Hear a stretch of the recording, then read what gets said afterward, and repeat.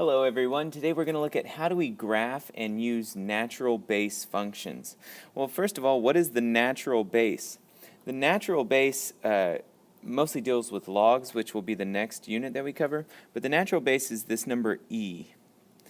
Now later we can talk about where e comes from, but for now, just know it's an irrational number that's like 2.71828 and just goes on and on and on. All right, so let's talk about graphing these. Here's what we've seen.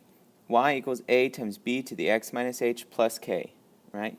Where this is the base of our exponent. This is a shift right or left, up or down. This stretches the y values. Well, the new one will just look like this. Y equals a times e to the r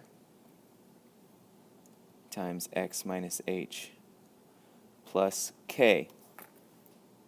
So the only difference is now this e to the r acts as our base. This is the new b. Now how do we know if we're seeing growth or decay? Well, if we remember that e is the number 2.7 whatever, raising that to any positive power, so whenever r is greater than 0, we have growth. Now, on the other hand, if r is less than 0, by exponent property rules, right, e to the negative r is the same thing as 1 over e to the r, which is going to be between 0 and 1. So this gives us decay.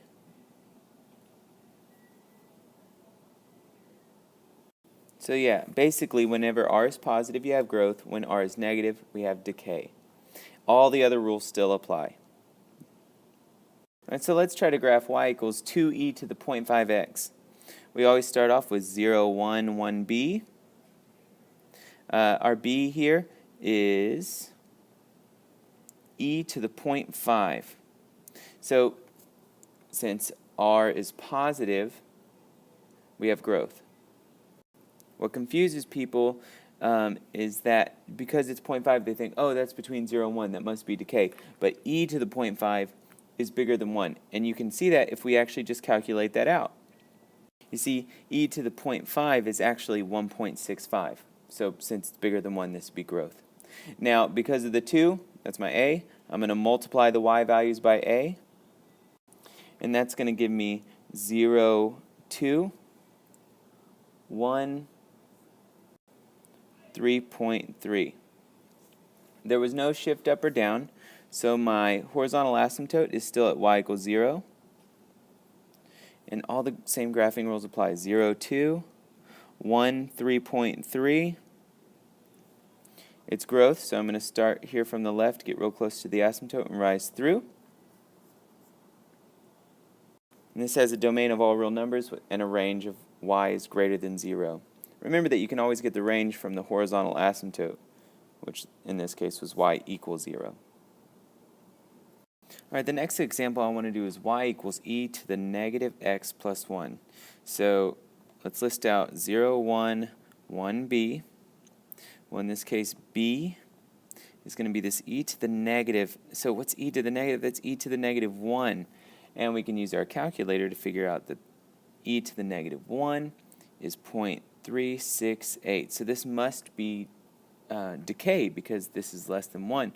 But we knew that because e to a negative number causes decay. Then this right here makes us go up 1, so we'll add that to the y values. And our final 2 points are 0, 2, 1, 1.368. Because it got shifted up 1, our horizontal asymptote also got shifted up 1. So we have a horizontal asymptote at y equals 1. And we plot our 2 points, 0, 2, 1.368. 1.368. We draw our curve through. This is decay, so it should approach the asymptote on the right. We have a domain of all real numbers and a range of y is greater than 1. So really nothing different from anything that we've been doing. All right, so this part is a challenge for you, and I want you to try to simplify using e. All of your same exponent rules just apply here. So pause the video and try to do parts A and B. Part C I'll walk you through. All right, for part A, you should have got 8e to the 8th, because 4 times 2 is 8, e cubed, and e to the 5th, you just add the exponents. For the second one, you just square everything inside, so that's 9e to the negative 8x. Well, negative exponent, that's the same thing as 9 over e to the 8x. And if you're wondering why this is just 8x and not 16x squared, remember exponents raised to an exponent, they just get multiplied. All right, in part C, we have e to the x over e to the 2 plus x. Whenever you're dividing two things with the same base, you just subtract their exponents. So this equals e to the x minus 2 plus x. Distribute the negative, and you get e to the x minus 2 minus x, which is e to the negative 2. And then we don't leave negative exponents, so this is 1 over e squared. All right, one of the biggest applications for e is in continually compounded interest. So unlike compounded quarterly or daily, this happens instantly and infinitely. So the equation for this is a equals p e to the rt. And in class, I'll show you where that comes from. All right, so let's assume that we deposited $4,800 into an account paying 6.5% interest, compounded continuously, and we're going to find the balance after 4 years.